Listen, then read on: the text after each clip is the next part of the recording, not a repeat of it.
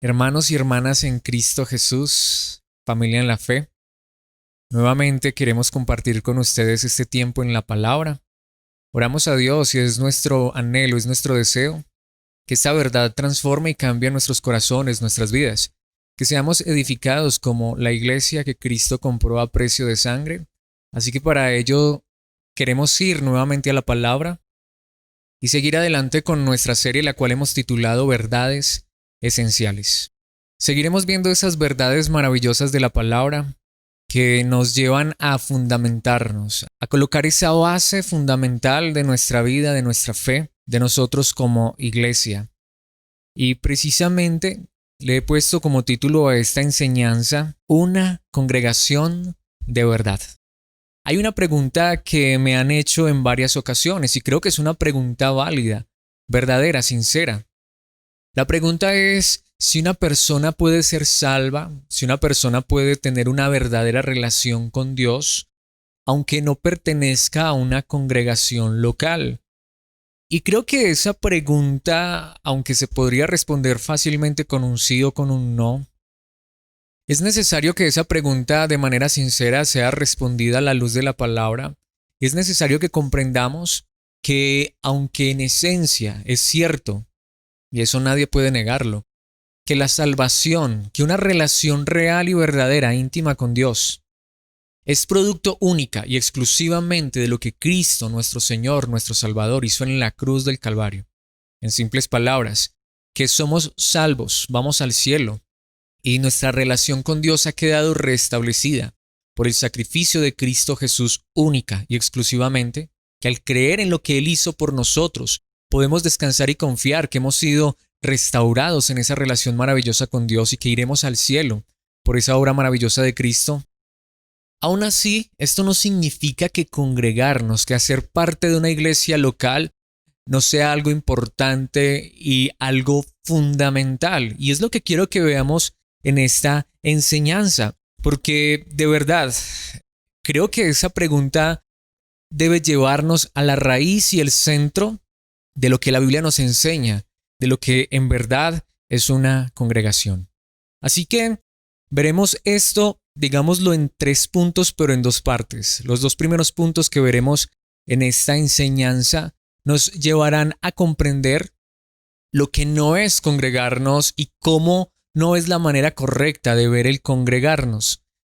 El siguiente punto o el último punto que veremos, nos centraremos entonces en ver lo que la Biblia enseña acerca de lo que en verdad es una congregación, de lo que realmente significa congregarnos y por qué debemos y necesitamos congregarnos. Así que entremos directamente a esta enseñanza y veamos el primer punto, la verdad del sábado.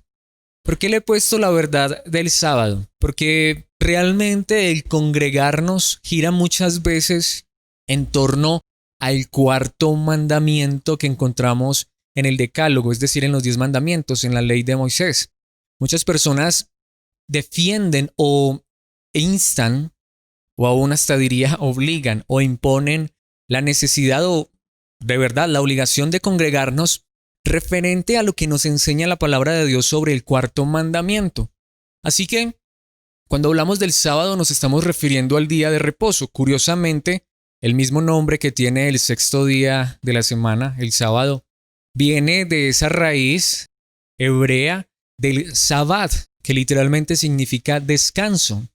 El Sabbat es de donde viene el nombre sábado del 6.º día de la semana, precisamente de esa costumbre, de esa cultura hebrea, donde Dios en la ley de Moisés ordena que el pueblo de Israel debía descansar en el día sábado. Y de allí entonces que encontramos muchos grupos, muchas personas a quienes se les ha denominado sabatistas, es decir, que defienden el 4.º mandamiento tal como está prescrito en la ley de Moisés. Así que la pregunta que quisiera hacer en esta hora es si de verdad congregarnos debe surgir directamente del 4.º mandamiento del sábado. Y es lo que quiero que veamos a la luz de la palabra de Dios. Para ello, lo primero que quisiéramos es ir al mandamiento. Vayamos a Éxodo capítulo 20, versículos 8 al 11, donde explícitamente está el 4.º mandamiento del sábado, de guardar el día de reposo. Acuérdate de guardar el día de descanso al mantenerlo santo. Tienes 6 días en la semana para hacer tu trabajo habitual, pero el séptimo día es un día de descanso y está dedicado al Señor tu Dios. Ese día, ningún miembro de tu casa hará trabajo alguno. Esto se refiere a ti, a tus hijos e hijas, a tus siervos y siervas, a tus animales y también incluye a los extranjeros que vivan entre ustedes. Pues en 6 días el Señor hizo los cielos, la tierra, el mar y todo lo que hay en ellos, pero el séptimo día descansó. Por eso el Señor bendijo el día de descanso y lo apartó como un día santo. Allí está el mandamiento. Creo que hemos dedicado algunas enseñanzas, particularmente la anterior, para enfatizar y entender a la luz de la palabra de Dios que tú y yo no estamos bajo la ley de Moisés, que tú y yo ya ni siquiera estamos bajo el decálogo, bajo los 10 mandamientos. Por lo tanto, debería quedar claro que no tenemos que guardar el cuarto mandamiento, el día de descanso, el día de reposo. Aún así, muchas personas dicen que eso no puede ser así, que de ninguna manera somos llamados a desechar ese mandamiento. Si aún en la ley de Cristo somos llamados a guardarlos, aún los otros 9 mandamientos que aparecen en el decálogo, es seguro entonces que el cuarto mandamiento también tiene que ser guardado. Pero hay un problema grande. Y aquí es donde creo que hay una gran diferencia, porque es cierto que aún en la ley de Cristo debemos seguir cumpliendo los otros 9 mandamientos que aparecen en el decálogo, pero no porque realmente estemos guardando el decálogo, sino porque se ratifican, se reiteran en la ley de Cristo. Pero lo interesante es que la Biblia enseña de una manera muy clara, y ya lo vamos a ver en un momento, que tú y yo no somos llamados ahora a guardar este mandamiento.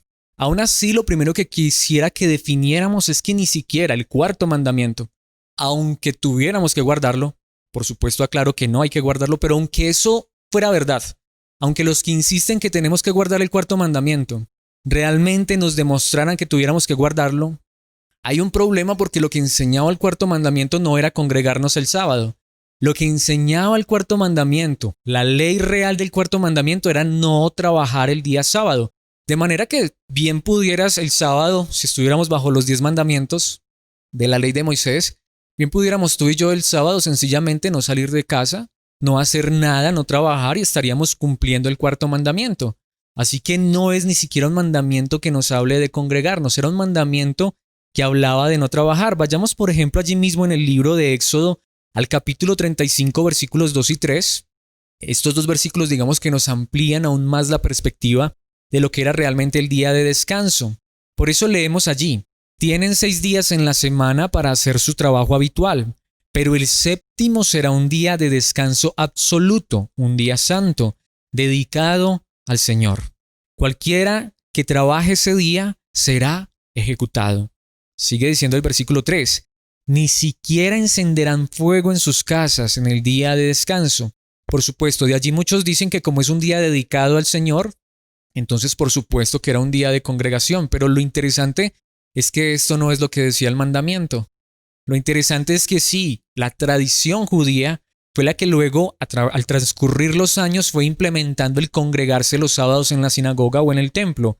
Pero realmente las sinagogas o el templo estaban siempre abiertas todos los días. Claro, el sábado no tienes nada para hacer, el sábado no puedes trabajar. ¿Qué mejor oportunidad que apartar este tiempo para ir, congregarse, tener lectura de la palabra, escuchar la palabra de Dios, tener comunión? Y eso se convirtió luego en tradición, pero nunca fue el mandamiento. De hecho, como vemos claramente, el mandamiento dice que si lo incumples, tienes que morir, te tienen que matar, pero también aclara, por ejemplo, allí en el versículo 3, ni siquiera encenderán fuego en sus casas en el día de descanso. Obviamente nos está hablando de algo básico y esencial. En la antigüedad, hace aproximadamente 3500 años, no tenías fluido eléctrico. Hace aproximadamente 3500 años no tenían estufas que se encendieran con un fósforo o con apretar un botón. Realmente lo que nos enseña esto es que eran cosas tan básicas como prender un fuego, que lo hacían para calentarse, que lo hacían para hacer de comer, que lo hacían para iluminar, ya que no había fluido eléctrico. Digamos que si lo trasladáramos a esta época sería el equivalente a encender la estufa para hacer de comer, a encender la calefacción o el aire acondicionado. Literalmente sería como apretar el interruptor del fluido eléctrico. Y eso sería violar el día sábado, porque en esencia lo que enseñaba era que no podías trabajar. Ahora, es tan real esto que en Números, en el capítulo 15, versículos 32 al 36, encontramos la historia de un hombre que violó el día sábado, que lo quebrantó este mandamiento. ¿Y qué sucedió? Cierto día, mientras el pueblo de Israel estaba en el desierto, descubrieron a un hombre que recogía madera durante el día de descanso. Los que lo encontraron lo llevaron ante Moisés, Aarón y el resto de la comunidad. Lo mantuvieron bajo vigilancia, pues no sabían qué hacer con él. Entonces el Señor le dijo a Moisés: el hombre debe ser ejecutado. Toda la comunidad lo apedreará fuera del campamento. Así que la comunidad entera sacó al hombre del campamento y lo apedrearon a muerte, tal como el Señor había ordenado a Moisés. Vemos claramente entonces que era un mandamiento muy estricto, que era un mandamiento que prohibía trabajar y que si se infringía o se incumplía, ¿cuál era la pena? Muerte. Impresionante, ¿no? Pero eso era lo que decía la ley. Es una cosa que hemos venido viendo en todas estas enseñanzas acerca de lo que era la ley. Ahora, esta es mi pregunta. Entonces, ¿quién está cumpliendo este cuarto mandamiento el día de hoy en el pueblo cristiano? Tenemos que asegurarlo nadie.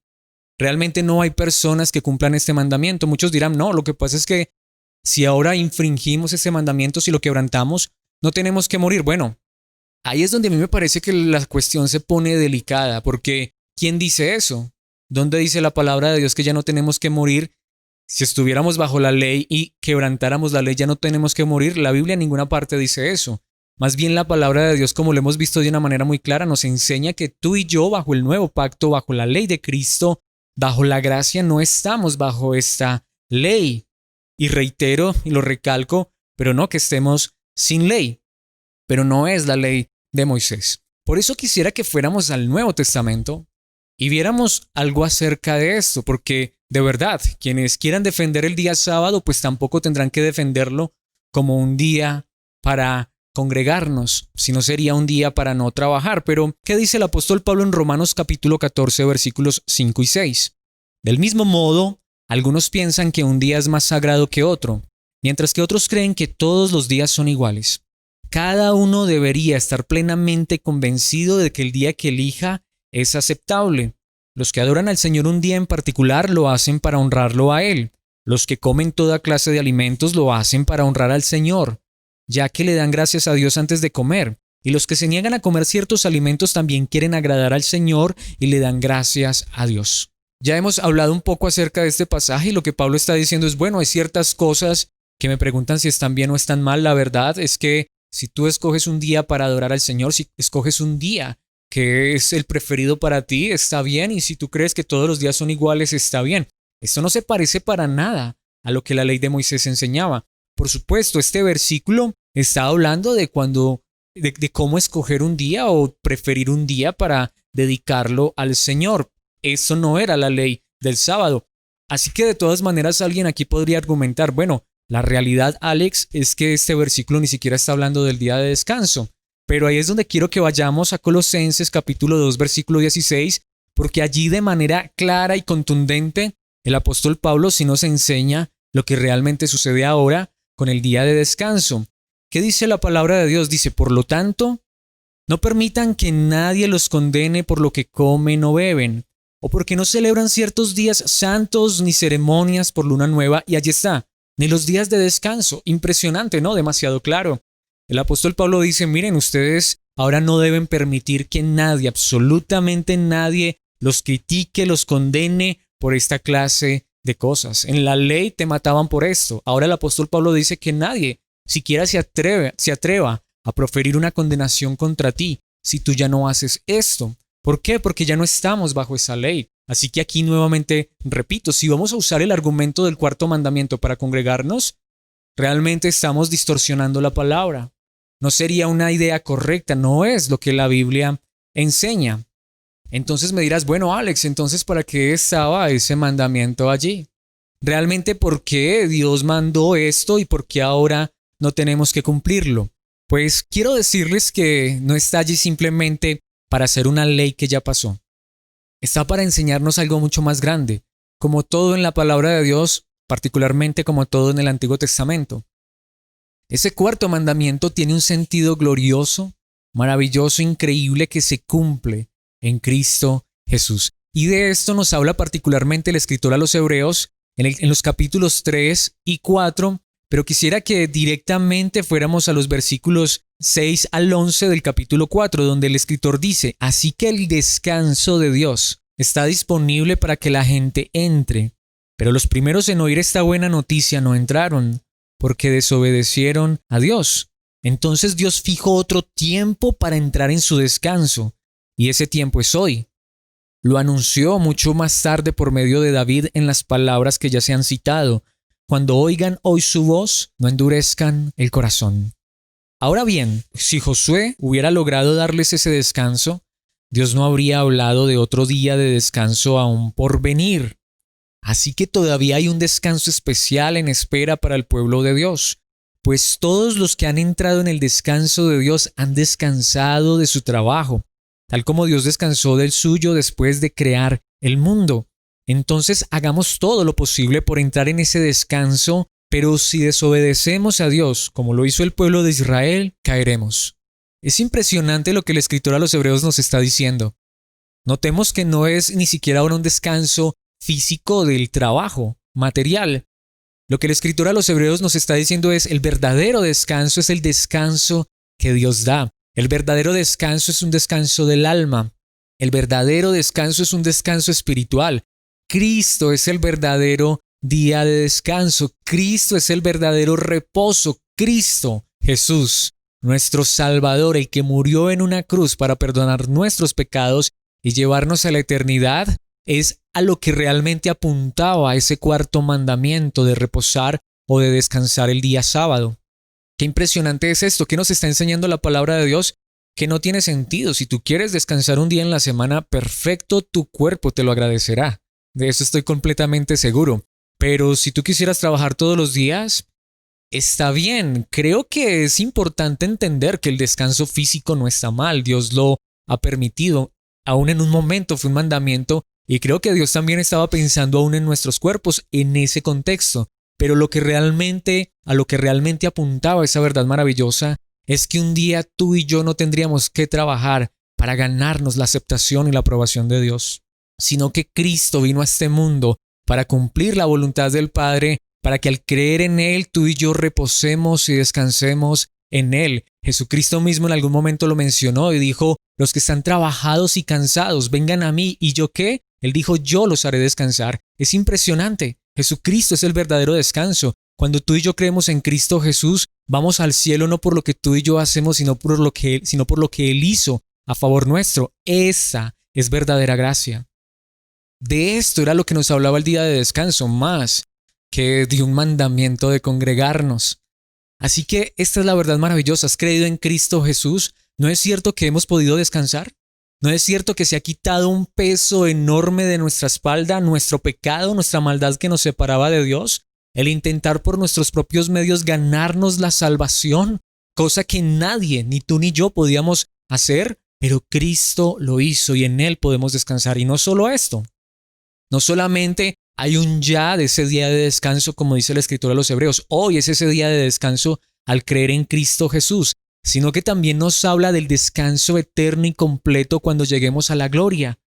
Así que hay un aspecto de ese verdadero descanso del cual tú y yo ya podemos disfrutar, y es al creer en Cristo y descansar en esa salvación maravillosa que Él logró por nosotros, pero a la vez también descansar de que un día todo dolor, todo llanto, toda tristeza, toda amargura, ansiedad, la misma muerte, todo lo que causa dolor y fatiga de este lado será quitado, exterminado, arrancado, porque habrá un día glorioso donde el descanso verdadero será eterno y completo en Cristo Jesús, en su presencia con todos los santos por toda la eternidad.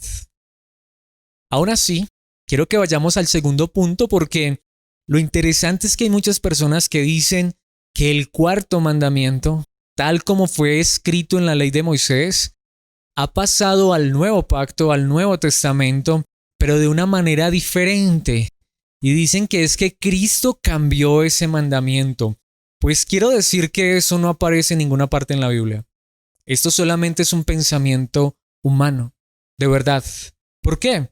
Porque quiero que veamos entonces la verdad del domingo. Bueno, ya vimos el sábado, el domingo y no es que vayamos a ver todos los días de la semana, sino que muchos alegan, muchos dicen que el día de reposo, que está en el cuarto mandamiento del Decálogo, ha sido trasladado al domingo, que porque esto lo hizo Cristo Jesús, pero eso no es la verdad. Más bien quiero que a través de la palabra veamos la verdad del domingo. ¿A qué me refiero? A que el domingo ni siquiera es el día en que tú y yo tenemos que congregarnos. Y no estoy diciendo que no es bueno congregarnos. Eso lo veremos en el último punto. Lo que estoy diciendo es que no hay un solo mandamiento, ni en el Antiguo Testamento, ni mucho menos en el Nuevo Testamento, que diga que tú y yo tenemos que congregarnos el día domingo. Ahora, muchas personas dicen, bueno, pero es que Cristo cambió el día de reposo del sábado al domingo porque Cristo resucitó el domingo. Bueno, es cierto que Cristo resucitó el domingo. Eso no lo negamos. La Biblia lo enseña. No estamos discutiendo eso.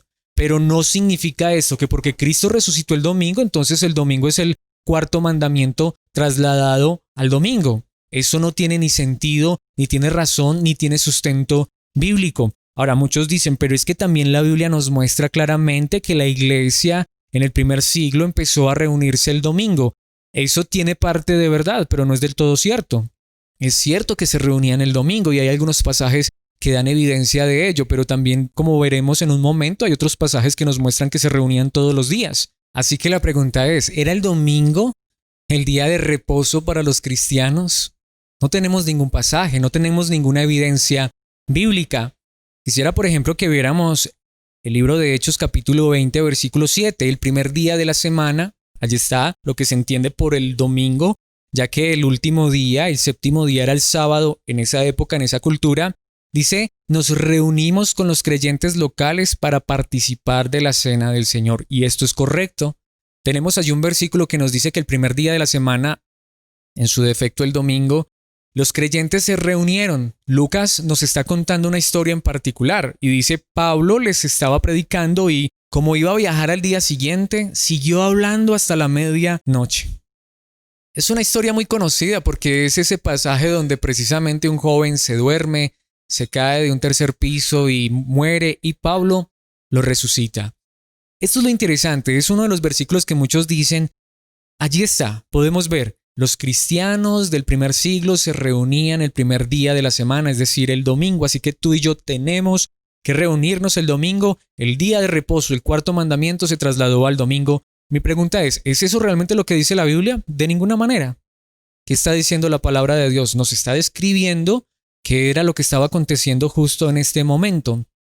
Pero precisamente ahora es donde voy. Si esto de verdad fuera un mandamiento, significaba entonces que tenemos que reunirnos en la noche, porque este suceso fue en la noche. Tanto es así que precisamente como era el primer día de la semana, en esa época y en esa cultura no era un día festivo como lo es hoy en día. En esa época y en esa cultura era un día de trabajo común y corriente. El día de descanso era el sábado. Así que el domingo, el primer día de la semana, era un día normal de trabajo. Así que la iglesia, si se reunía los domingos, pues se reunía en la noche. Tanto es que el pasaje nos habla de esto. Es tanto así que este joven se quedó dormido. Y si uno sigue leyendo el pasaje se dará cuenta que Pablo predicó hasta las 6, hasta la madrugada, aproximadamente hasta las 6 de la mañana. Entonces, si este es el mandamiento, tendríamos que decir que nos tenemos que reunir el domingo, en la noche, hasta medianoche o hasta la madrugada. Y eso no es lo que las personas hacen. No, la iglesia sí se estaba reuniendo, fue una oportunidad. Este día era el último día que Pablo podía estar con la iglesia. Se reunieron el domingo. Pero esto es lo interesante, fue solamente hasta el 7 de marzo del año 321 que Constantino I el Grande decretó que el día domingo era un día festivo. Y obviamente lo hizo ni siquiera pensando en el cristianismo como muchos han argumentado, sino pensando precisamente en el dies solis, que era el día del sol. ¿Saben qué es lo interesante? Fue la tradición cristiana que después de muchos años cambió el dies solis por el día del Señor. Algo que veremos también con más detalle en un instante, pero yo quisiera que pensáramos, por ejemplo, en lo que dice la primera carta a los Corintios, capítulo 16, versículo 2. El primer día de cada semana, cada uno debería separar una parte del dinero que ha ganado. No esperen hasta que yo llegue para luego tratar de reunirlo todo de golpe. Nuevamente encontramos un versículo que nos dice que los creyentes se reunían el primer día de la semana y allí Pablo está hablando particularmente de una ofrenda que los corintios habían prometido. Él les está diciendo, el primer día de la semana cuando se reúnan, aprovechen para colectar esa ofrenda para que cuando yo llegue pueda estar todo junto. Versículos que, nuevamente digo, se malinterpretan y hasta se usan para manipular. De allí que muchos dicen, ya ven, tenemos que reunirnos el primer día de la semana y el primer día de la semana hay que dar ofrenda. Era una ofrenda que los corintios habían prometido voluntariamente y es una sugerencia de Pablo de que aprovechen ese tiempo para reunir el dinero que habían prometido, pero ni siquiera es un mandamiento de dar dinero, ni mucho menos un mandamiento de que tenemos que reunirnos el día domingo. Fue tradición y siempre ha sido tradición de la iglesia reunirse el domingo, es verdad, pero es tradición, no es un mandamiento ni en esencia es palabra de Dios. ¿Por qué? Vayamos a Hechos capítulo 19, versículo 9. Pero algunos se pusieron tercos, rechazaron el mensaje y hablaron públicamente en contra del camino. Esto sucedió en Éfeso. Este es el apóstol Pablo predicando en la sinagoga de los judíos todos los sábados. Es decir, que allí en este pasaje nos enseña claramente que Pablo en Éfeso se reunía no los domingos, sino los sábados. Precisamente no porque Pablo estuviera guardando el día de descanso, sino que aprovechaba porque tenía la oportunidad de predicar en la sinagoga y se reunían en la sinagoga el día sábado. Notemos lo que sigue diciendo el versículo.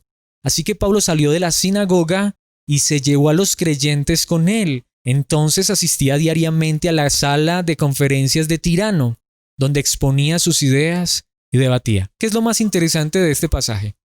Nos enseña que Pablo se estaba reuniendo con los creyentes y estaba predicando en una sinagoga judía todos los sábados. Pero como estas personas rechazaron el mensaje, rechazaron el camino, rechazaron la verdad de Cristo, ¿qué hizo Pablo? No tuvo ningún problema. Tomó a los creyentes, se fue a la sala de conferencias de Tirano y notemos, era una sala de conferencias que en aquella época se usaba para debatir, que se usaba para arengar, que se usaba para discutir los temas filosóficos del momento. Así que lo que importa no es el lugar, ni el día, ni la hora, sino que es lo interesante, que ahora Pablo se reunía todos los días. ¿Qué significa esto? ¿Que entonces es un mandamiento también que tenemos que reunirnos todos los días? ¿Que tenemos que alquilar un salón de conferencias porque la palabra de Dios nos está enseñando esto? No, la palabra de Dios nos está describiendo cómo se estaba desarrollando la iglesia de los primeros siglos. Sí, se reunían los domingos, era costumbre, sí, una bonita costumbre, era una buena manera de aprovechar el tiempo, pero si podían, se reunían todos los días. No es un mandamiento. No es un mandamiento. Ahora, muchos dicen, pero es que Apocalipsis capítulo 1 versículo 10 dice, era el día del Señor y yo estaba adorando en el Espíritu. De repente oí detrás de mí una fuerte voz como un toque de trompeta y allí es donde viene la revelación de Apocalipsis. Entonces muchos dicen, allí está. Notemos que Juan dice que era el día del Señor y el día del Señor es el domingo porque precisamente el domingo significa dies dominica, que significa día del Señor en latín. Así que allí podemos ver si el domingo es el día del Señor. Juan dice que que tuvo esta visión, el día del Señor, el día que estaba adorando. Pero nuevamente, esto es un malentendido muy grande, porque como lo dije anteriormente, el día del Señor fue algo que se puso muchos años después en la tradición cristiana. Pero la gran realidad es que las 19 veces que en el Antiguo Testamento aparece la palabra o la frase día del Señor, y las 4 veces que aparece en el Nuevo Testamento, no se está refiriendo al domingo, ni mucho menos al día de congregación, sino que se está refiriendo al día del juicio de Dios. Y por supuesto podría traer todos los 23 versículos que hablan acerca de esto, pero pueden hacerlo en sus casas. Les he traído solamente 2 del Nuevo Testamento para que veamos claramente que el día del Señor no es el domingo, que el día del Señor no es el día de congregación, que el día del Señor es el día del juicio. Así que es claro, Apocalipsis nos habla de cómo van a terminar todas las cosas, de aquel día en que Cristo va a venir a juzgar todas las cosas. Notemos, por ejemplo, lo que dice el apóstol Pablo en 2 de Tesalonicenses capítulo 2, versículo 2. No se dejen perturbar ni se alarmen tan fácilmente por los que dicen que el día del Señor ya ha comenzado. Allí está de una manera muy clara, no les crean, ni siquiera se afirman haber tenido una visión espiritual, una revelación o haber recibido una carta supuestamente de nosotros. Pablo allí está hablando de cuando Cristo va a regresar por su iglesia, cuando Cristo va a venir a establecer su reino eterno. ¿Cómo lo llama Pablo? El día del Señor, y dice, no les crean a los que dicen que ese día ya comenzó. Para los que dicen que es el domingo, pues están errando cada domingo diciendo que es el día del Señor. Veamos lo que dice el apóstol Pedro en su segunda carta, capítulo 3, versículo 10. Pero el día del Señor llegará tan inesperadamente como un ladrón. Bueno, ya tenemos problemas. Si el día del Señor es el domingo, pues no es tan inesperado. ¿Pero de qué está hablando Pedro? Dice, entonces los cielos desaparecerán con un terrible estruendo, y los mismos elementos se consumirán en el fuego, y la tierra con todo lo que hay en ella quedará sometida a juicio. Y de la misma manera, el resto, los demás 21 versículos que nos hablan del día del Señor no nos están hablando del domingo, ni del día de congregarnos, ni del juicio que va a caer sobre nuestras vidas si no asistimos a la iglesia el día domingo. Más bien nos está hablando del juicio que vendrá cuando Cristo traiga la destrucción sobre el mundo de maldad y a la vez traiga la redención final de aquellos por quienes Él murió, el día en que Él regrese a juzgar a todos, vivos y muertos.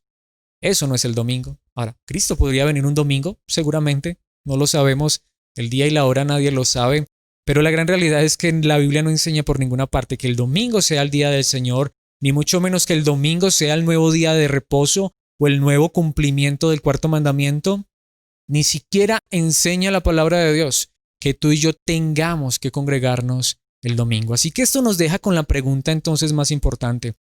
Y sería, Alex, pero si tú dices esto, si tú enseñas esto, ya ves, entonces la gente no va a asistir a la congregación, no se va a reunir como iglesia. Aquí es donde quiero que veamos el tercer punto y el más importante, y es la verdad que congrega. Porque no es que esté diciendo que no es necesario congregarnos. No es que esté diciendo que no es bueno que nos reunamos en un lugar como iglesia. De ninguna manera, no he dicho en ningún momento eso. Lo que estoy diciendo es que no necesitamos manipular. Lo que estoy diciendo es que no necesitamos tergiversar la palabra de Dios. Lo que estoy diciendo es que no necesitamos inventarnos ideas para obligar a la gente a que tiene que asistir a un lugar de congregación si no estás incumpliendo un mandamiento, si no estás ofendiendo a Dios, si no Dios te va a castigar y te va a ir mal, y hay de ti donde no vengas el domingo a la iglesia y prefieras quedarte en casa o irte de paseo porque el Señor te va a disciplinar, te va a castigar. Hay de ti que violas la ley de Dios por cumplir tus deseos o satisfacer tu cuerpo. No necesitamos ese tipo de argumentos. Más bien quiero que veamos a la luz de la palabra de Dios que aunque tú y yo no tenemos un mandamiento directo, que el cuarto mandamiento no pasó al domingo, que ni siquiera somos llamados a cumplir esta clase de mandamientos que más bien han impuesto los hombres, aún así tenemos verdaderas razones, verdaderas motivaciones y verdades bíblicas que nos enseñan, sinceramente, cuál es el verdadero propósito, de qué se trata en verdad el congregarnos. Así que, aunque no tengamos ese mandamiento directo, aunque de verdad no tengamos esa obligación, mi pregunta es, ¿qué enseña la palabra de Dios acerca de asistir a la congregación, acerca de ser parte de una iglesia local? ¿Lo necesitas para ser salvo? Claro que no. ¿Lo necesitas para tener una relación correcta con Dios? Claro que no. Eso lo ganó Cristo en la cruz del Calvario. Esa verdad maravillosa ya la compró Cristo Jesús en esa cruz. Pero vayamos al versículo, diría yo, más famoso acerca de esta verdad. En esencia, casi que el único versículo que nos habla de esta verdad. Y me refiero a Hebreos 10:25, donde el escritor a los Hebreos dice, y no dejemos de congregarnos, como lo hacen algunos, sino animémonos unos a otros, sobre todo ahora que el día de su regreso se acerca. Y allí está. Esa palabra congregarnos, que es seguramente la palabra más importante de este versículo, literalmente significa en el idioma original participación unida. Es decir, hacer parte de algo en lo que tú estás unido, en lo que tú estás de acuerdo. hacer parte de algo, tener acto no solamente presencial, sino hacerte uno con aquello en lo que estás participando. Tener esa unidad tan estrecha que estás de acuerdo y te deleitas en lo que estás haciendo. Esa palabra, congregarnos en el idioma original, solamente aparece una segunda vez en todo el Nuevo Testamento, en la segunda carta que el apóstol Pablo escribe a los tesalonicenses, en el capítulo 2, versículo 1, donde precisamente está hablando del día en que tú y yo, como hijos de Dios, como creyentes en Cristo Jesús, nos reuniremos con Cristo en gloria para estar con Él y todos los salvos por siempre. Esa será la verdadera y máxima congregación, la eternidad con Cristo nuestro Señor. Y esa palabra es la que el escritor a los Hebreos está usando allí para congregación. Estoy convencido de que si llevas algún tiempo en la fe cristiana, seguramente has escuchado este versículo, ya sea porque alguien te lo hubiera citado el día que faltaste al lugar de predicación, o porque hayas escuchado una predicación, o hasta tú mismo lo hayas usado con una persona que hace días que no ves en la iglesia o en el lugar de congregación, y le hayas dicho, mira, la palabra de Dios dice que no debemos dejar de congregarnos como lo hacen algunos, como dice la traducción popular, como algunos acostumbran. Lo primero que necesitamos es entender el contexto de este versículo. Es increíble. De verdad. Y aquí quiero detenerme un poco y decirlo con el corazón y con amor. Y espero que nadie se vaya a sentir ofendido o aludido, porque no es mi intención en este momento ser sarcástico o irónico con lo que voy a decir. Pero la gran realidad es que esto que está diciendo aquí el escritor a los Hebreos, que hay personas que han dejado de congregarse. Y lo que está diciendo el escritor, nosotros no debemos dejar de hacerlo. Animémonos a no dejar de hacer este tipo de cosas. No es porque quizá un hermano no quiso venir el domingo a la reunión habitual que tenemos. Prefirió quedarse en casa descansando. No es que una persona dijo, ay, ya fui ahora 8 días, hoy no quiero ir. No es porque de pronto llegó una visita improvista y detuvo nuestra salida al lugar de congregación. No es porque preferimos irnos a un paseo o hacer otra actividad. De ninguna manera. De lo que el escritor a los Hebreos está hablando allí, diciendo de que tú y yo no deberíamos dejar de congregarnos, está hablando no solamente de no ir a un lugar, está hablando más allá, y es de abandonar la fe en Cristo Jesús. Porque en la antigüedad, cuando esto fue escrito, tú no te dejabas de congregar porque te dio pereza o porque no quisiste, no te levantaste de buen ánimo o estás enfermo, así que no voy a ir al lugar de congregación de ninguna manera. Cuando tú dejabas de ir al lugar de congregación era por algo mayor. ¿Sabes por qué? Porque en este momento, una persona que realmente, digámoslo así, se hacía cristiana, una persona que de verdad colocaba su fe en Cristo Jesús, ¿saben lo que le acontecía normalmente a esta persona? La abandonaba a su familia. Muy seguramente perdía su empleo, su trabajo. Toda la sociedad lo rechazaba. No solamente esto, en ocasiones, aún les quitaban sus posesiones. En simples palabras, cuando tú de verdad ponías tu fe en Cristo Jesús, tenías que estar dispuesto a renunciar a todo, absolutamente a todo, porque con tu fe, todo lo que había a tu alrededor desaparecía.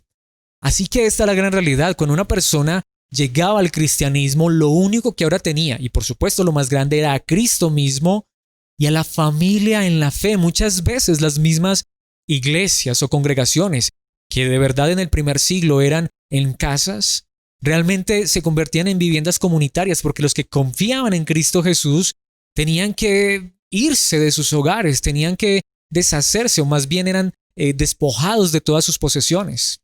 Y allí había una familia en la fe que los abrazaba, pero por supuesto muchos de ellos miraban atrás. Muchos de ellos dejaban de congregarse, preferían volver a todo lo que habían perdido. Ahora, me dirás, Alex, ¿eso es verdad? ¿Cómo sabes que eso es verdad? La Biblia lo enseña. Allí en el mismo capítulo, el capítulo 10 de Hebreos, veamos lo que dice solo unos cuantos versículos después de estas palabras. Hebreos capítulo 10 versículos 32 y 34. Acuérdense de los primeros tiempos, cuando recién aprendían acerca de Cristo. Recuerden cómo permanecieron fieles aunque tuvieron que soportar terrible sufrimiento. Algunas veces los ponían en ridículo públicamente y los golpeaban.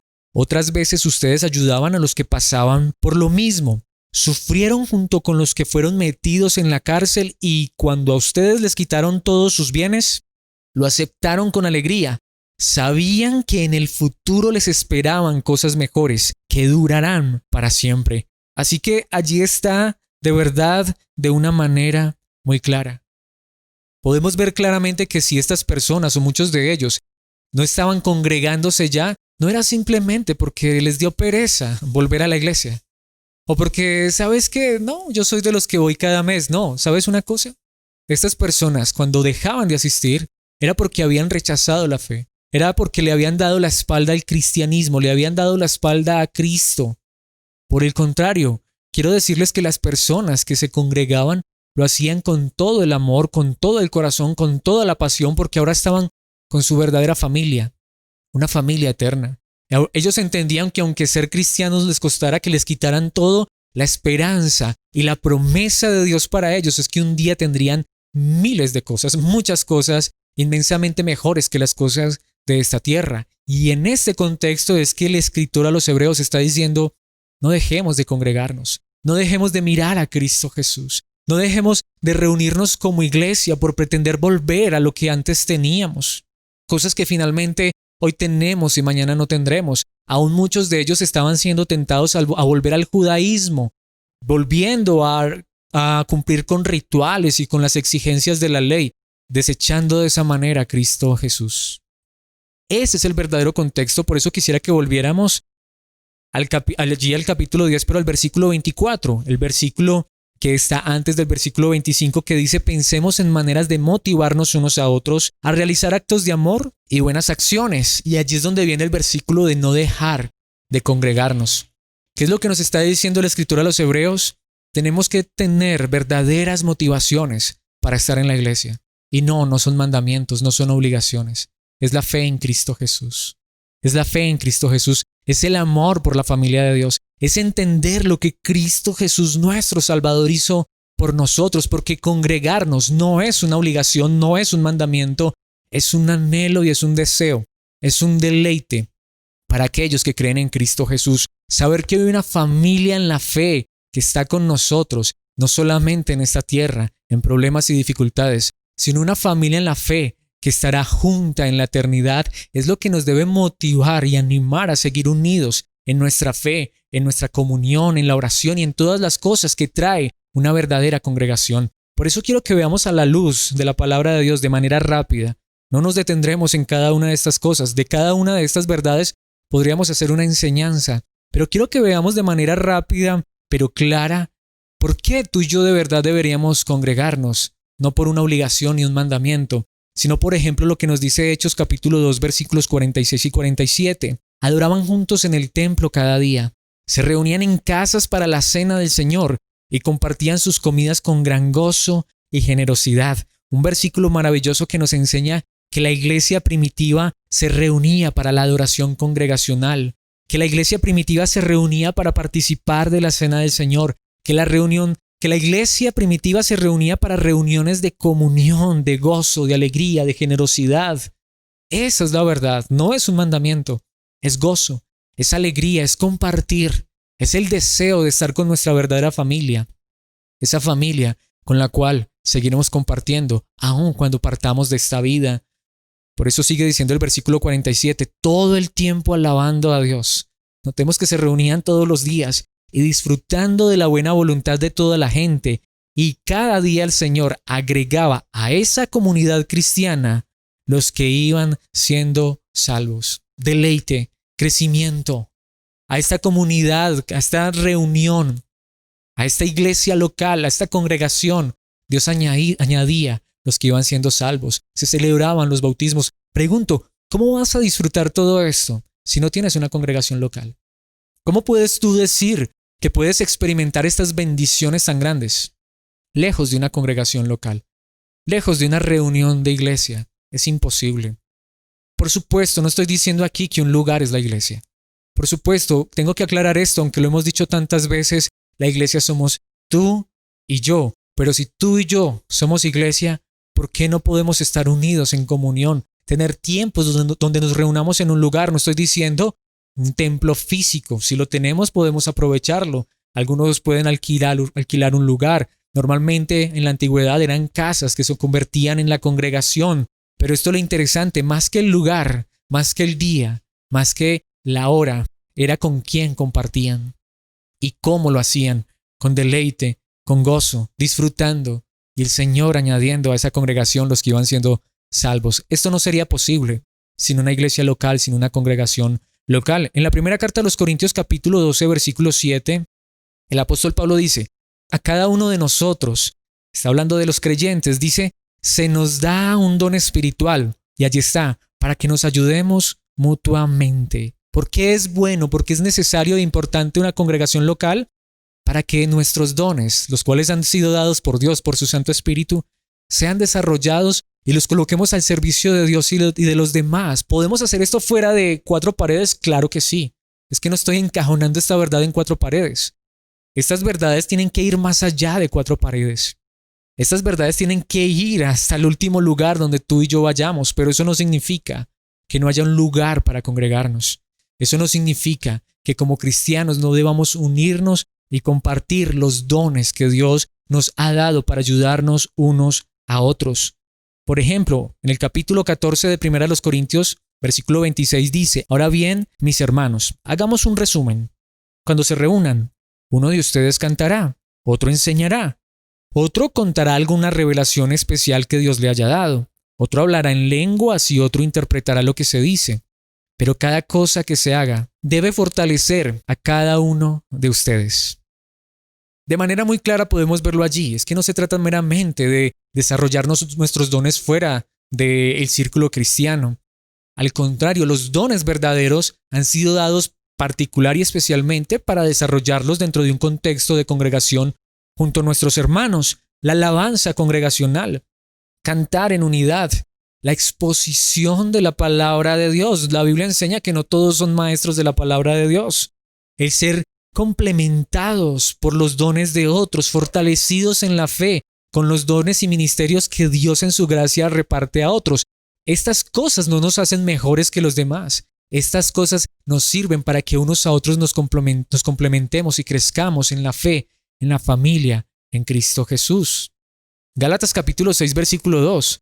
Un versículo maravilloso. Ayúdense a llevar los unos las cargas de los otros y obedezcan de esa manera la ley de Cristo. Y en el contexto Pablo está hablando de no solamente dificultades y conflictos como creyentes, sino aún de dificultades y problemas con la tentación, con el pecado. Está hablando de algo que solamente se puede llevar a cabo en personas que tienen la misma fe, que comparten su mismo credo, que tienen la misma esperanza y que entienden lo que es la ley de Cristo. Una familia que entiende y nos ayuda aún en nuestra debilidad, en nuestras tentaciones. Una familia que nos tiende la mano y en vez de aplastarnos nos levanta. Una familia que sabe que la familia en la fe en Cristo Jesús, en vez de aplastar, levanta y restaura. Esto solamente puede ser real y compartido en un contexto de iglesia local. Veremos también el versículo 3, donde Pablo dice, si te crees demasiado importante para ayudar a alguien, solo te engañas a ti mismo. No eres tan importante. Y aquí quisiera decirlo. ¿Por qué yo no necesitaría una iglesia local? Si de verdad soy tan bueno, si soy tan autosuficiente, tan fuerte como cristiano, que no necesito otros cristianos, pues bueno, si de verdad eso es cierto, ¿sabes qué dice la palabra de Dios? Pues entonces tú que eres tan fuerte, no es que no necesites una congregación, puede ser que no la necesites, pero hay otros que te necesitan. Si de verdad eres tan fuerte que tienes tanta capacidad y entendimiento que tú no necesitas ir a un lugar de congregación para escuchar palabra, sino que tú mismo la entiendes de manera tan perfecta, si tú no necesitas que otros oren por ti porque tú eres demasiado fuerte y no caes en la tentación, pues quiero decirte, a ti te está necesitando una congregación donde hay débiles. A ti te está necesitando una congregación donde se necesitan maestros de la palabra. Si es verdad que tienes esos dones, úsalos para ayudar a otros. Por el contrario, si eres tan débil, si no eres tan sabio, pues también necesitas una congregación donde otros que estén fuertes te ayudarán, te alentarán, te enseñarán. Podemos ver que realmente no hay una persona que esté excluida de esta verdad. Por eso en el mismo capítulo, pero ahora en el versículo 10 dice algo hermoso. Por lo tanto, siempre que tengamos la oportunidad, allí está, hagamos el bien a todos, es verdad. Como cristianos somos llamados a hacer el bien a todos, pero ¿qué sigue diciendo la parte final? En especial a los de la familia de la fe. ¿Cómo podemos cumplir esta verdad maravillosa si no tenemos una familia en la fe? Sí, podemos cumplir la primera parte. Yo le hago el bien a todos, yo realmente no tengo una congregación local, no asisto a una iglesia local porque yo no necesito eso para ser salvo, ni necesito eso para ir al cielo, y yo puedo ayudar a todas las personas, es verdad, pero es que la palabra de Dios también nos llama a ayudarnos, si podemos, a todos los que podamos, pero en especial a los de la familia de la fe. ¿Cómo puedes hacer esto si ni siquiera te identificas con una familia local, con una familia cristiana? Podemos verlo allí de una manera muy clara, la unidad y la estrechez de la familia en la fe. La iglesia local no debe ser un lugar a donde obligas a ir a las personas. ¿Saben una cosa? La iglesia local debe ser un lugar donde muchos desean estar, donde las personas pueden ver que hay una familia que ama. No es perfecta, claro que no, porque somos pecadores, pero aún en esa debilidad, aun cuando pecamos, aun cuando fallamos, es una familia que nos alienta, nos ayuda, ora por nosotros. Hasta tengo que decirlo, hasta una familia que nos disciplina con amor y con gracia si es necesario hacerlo. ¿Cómo podemos desarrollar o vivir estas verdades lejos de una iglesia local? El escritor a los Hebreos dice esto en el capítulo 13, versículo 17. Y aclaro allí, un versículo que tristemente sí, muchos malinterpretan o muchos lo toman para abusar. Obedezcan a sus líderes espirituales y hagan lo que ellos dicen. Su tarea es cuidar el alma de ustedes y tienen que rendir cuentas a Dios. Denles motivos para que la hagan con alegría y no con dolor. Esto último ciertamente no los beneficiará a ustedes. Sí, la Biblia lo dice obviamente en un contexto sano, de líderes espirituales maduros que están cuidando tu alma. No, estos son versículos que muchos usan para manipular y obligar, y es que tú tienes que hacer lo que el pastor dice. Eso no es lo que dice el versículo. Esos son líderes que están velando es por tu alma, no por cosas materiales, que es para lo que a veces usan este versículo. Son líderes que de verdad se preocupan por tu realidad espiritual. Son personas que están ocupadas de las cosas de Dios, mientras tú quizá tengas otras ocupaciones. ¿Cómo puedes experimentar esto lejos de una iglesia local? Es imposible. Santiago, capítulo 5, nos dice algo bien interesante en el versículo 16. Confiésense los pecados unos a otros y oren unos por otros para que sean sanados. La oración ferviente de una persona justa tiene mucho poder y da resultados maravillosos. Allí está. Obviamente también un versículo que muchas veces se ha malinterpretado. Allí está, confesión. Tenemos que ir a confesarnos. No, aquí está hablando de cuando yo te ofendo, cuando tú me ofendes, porque en la iglesia, en la congregación local, como somos pecadores y no somos perfectos, tristemente nos ofendemos. Pero allí está, hay confesión. Perdóname, te fallé. Hay perdón, te perdono. No pasa nada, Cristo murió por esos pecados. Oración unos por otros. Estás en dificultad, estás en problemas, estás en debilidad. Puedes acercarte a un hermano y decirle, hermano, ayúdame a orar, estoy en un problema, en una dificultad. No puedes hacer eso. Realmente, si estás lejos de una congregación local, fortaleza unos para con otros. Por eso quiero volver al libro de Hechos en el capítulo 20, versículo 28. Esto se lo está diciendo el apóstol Pablo a los líderes de Éfeso. Entonces cuídense a sí mismos y cuiden al pueblo de Dios. Alimenten y pastoreen al rebaño de Dios, su iglesia, comprada con su propia sangre, sobre quien el Espíritu Santo los ha designado ancianos o líderes. Nuevamente, ¿cómo se puede desarrollar esto lejos de una congregación local? ¿Cómo se puede desarrollar esto lejos de un grupo cristiano que nos rodea, del cual hacemos parte? Es imposible. Dios, a través de su Santo Espíritu, ha puesto líderes en la iglesia que velan por el alma de las ovejas y que darán cuentas a Dios el día de la eterna redención. Quisiera que fuéramos, por ejemplo, a la primera carta de Juan, capítulo 4, versículo 20. Si alguien dice, amo a Dios, pero odia a otro creyente, esa persona es mentirosa, pues si no amamos a quienes podemos ver, ¿cómo vamos a amar a Dios a quien no podemos ver? No, es que yo amo a todo mundo. Quisiera ver eso en el contexto de una iglesia local. ¿Saben por qué? Porque es precisamente en el contexto de una iglesia local donde se prueba el verdadero amor. En una iglesia local hay personas difíciles, es más. Puede ser que las personas difíciles seamos tú y yo. Y ahí es donde aprendemos lo que es el verdadero amar, a amar a nuestros hermanos, a amar a aquellos que muchas veces nos ofenden aunque dicen que son cristianos, pero aprender a perdonarlos tal como Dios nos ha perdonado, a amarlos tal como Dios nos ha amado. ¿Es una obligación? ¿Es un mandamiento de congregarnos? No.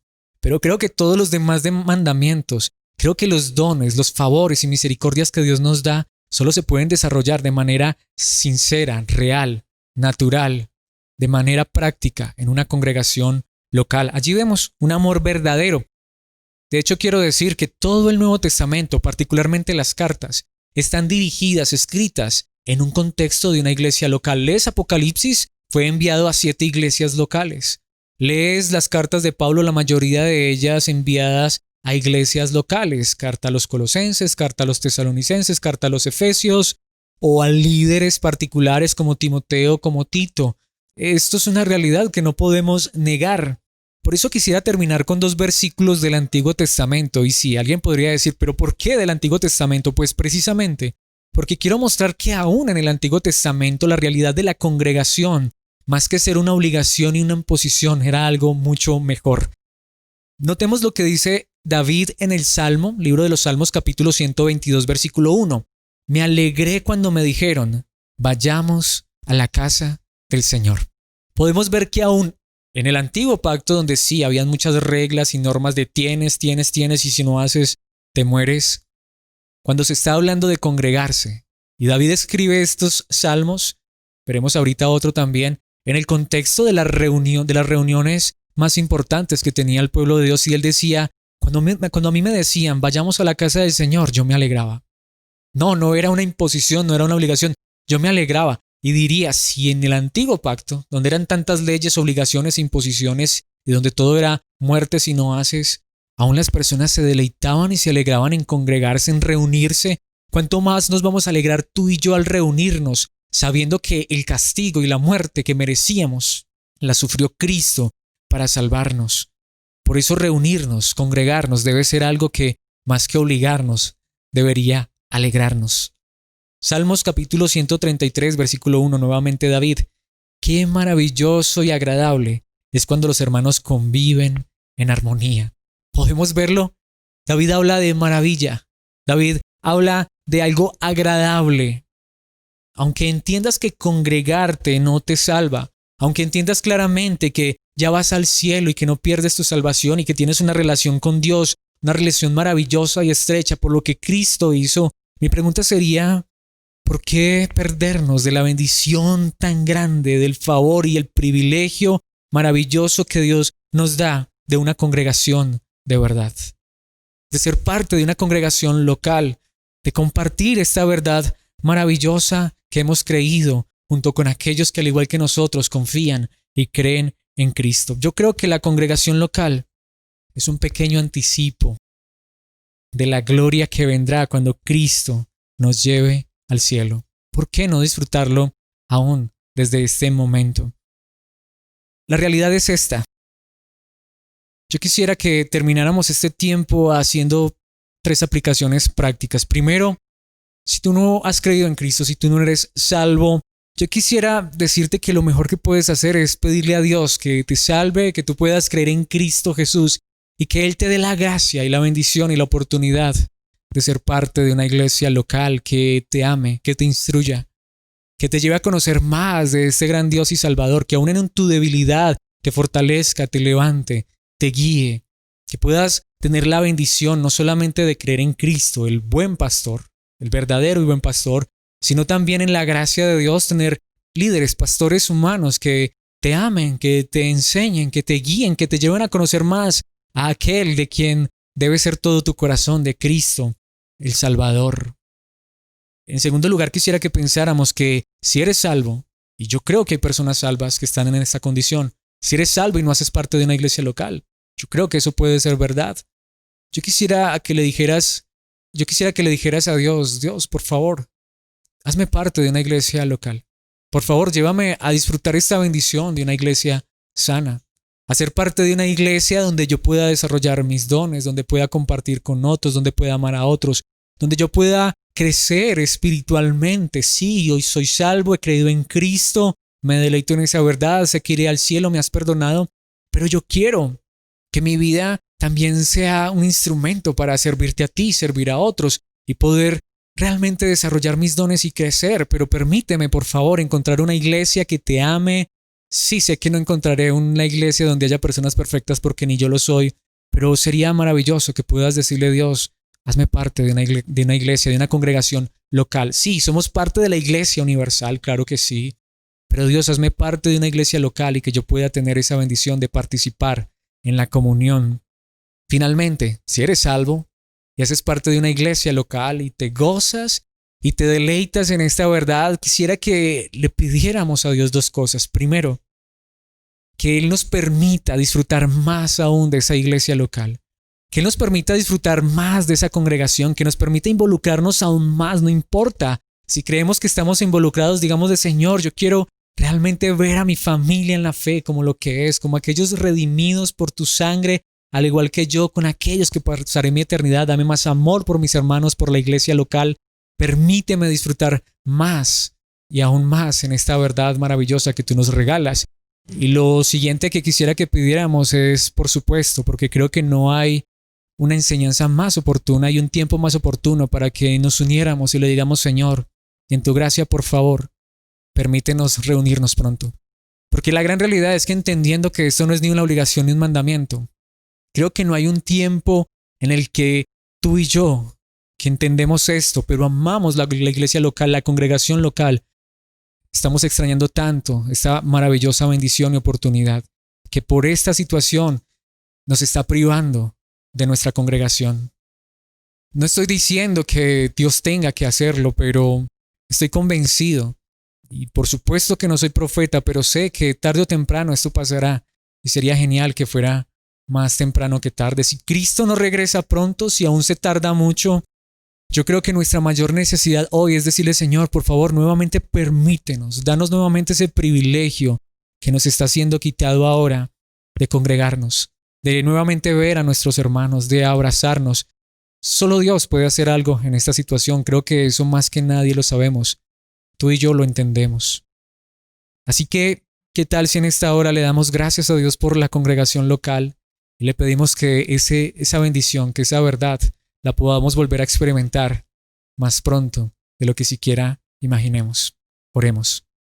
Padre eterno, Dios del cielo, hoy nuevamente invocamos tu nombre llamándote Padre, una verdad que nos recuerda que no estamos solos. Te tenemos a ti, el Dios creador del cielo y del universo. Nos has hecho tus hijos por la obra de Cristo, pero también al llamarte Padre nuestro. Nos recuerdas que no solo eres nuestro Padre, sino que eres el Padre de muchos hermanos más. Por eso te damos gracias, porque tú nos permites y nos das el privilegio de que mientras lleguemos a la eternidad para compartir por siempre con Cristo, nuestro amado Dios y Salvador, de en esta tierra tengamos el privilegio, la bendición de compartir unos con otros, los que hemos sido salvos en Cristo Jesús. Así que gracias por hacernos parte de esta familia y desde aquí, desde esta tierra, permitirnos disfrutar de estas glorias venideras. Por eso en esta hora queremos pedirte, Padre Celestial, solo tú sabes hasta qué momento durará toda esta situación, pero Padre, no solamente queremos que esto pase por todas las circunstancias que está viviendo el mundo, sino que aún queremos que esto pase más pronto de lo que siquiera pudiéramos imaginar, porque extrañamos congregarnos, porque extrañamos tener comunión, porque extrañamos, Señor, cantar juntos alabanzas al nombre de Cristo, porque extrañamos tener juntos la participación de la cena, abrazarnos, tener un tiempo de oración, de palabra, de instrucción. Padre, por favor, permite en tu gracia que eso sea muy pronto. Tú puedes obrar. No estamos cuestionando si tú puedes, claro que tú puedes. Solamente preguntamos si quieres, porque lo esperamos, Señor. Lo anhelamos, deseamos y creemos que solo tú puedes hacerlo. Aquellos que son tus hijos, que aún no hacen parte de una congregación local, por favor, Señor, permíteles encontrar una iglesia que los abrace, que los reciba, una iglesia sana, una iglesia donde la verdad de Cristo sea proclamada, un lugar donde ellos puedan desarrollar sus dones y crecer en la gracia y el conocimiento de Cristo Jesús. Y de la misma manera queremos pedirte, Padre Santo, por favor, añada a tu iglesia a los que han de ser salvos. Por favor, Señor, atrae a muchos a Cristo Jesús, pero también atráelos hacia una congregación local que los instruya, que les muestre a Cristo y que juntos caminemos a la eternidad más unidos que nunca. Gracias, Padre, por esta palabra. Y una vez más, por favor, para terminar, permítenos pronto tener nuevamente esa bendición de congregarnos en torno a tu verdad, en la verdad de Cristo Jesús, nuestro Salvador. Amén y amén. Mis amados hermanos, familia en la fe, ¿cuánto los extrañamos? ¿Cuánto deseamos congregarnos? Será cuando Dios lo permita. Oremos y pidamos que eso sea muy pronto. Les envío un abrazo y espero que todos esos abrazos pronto podamos dárnoslos de manera personal. Así que bendiciones para todos y que el Señor los siga fortaleciendo, bendiciendo y guardando en todas las cosas en Cristo Jesús.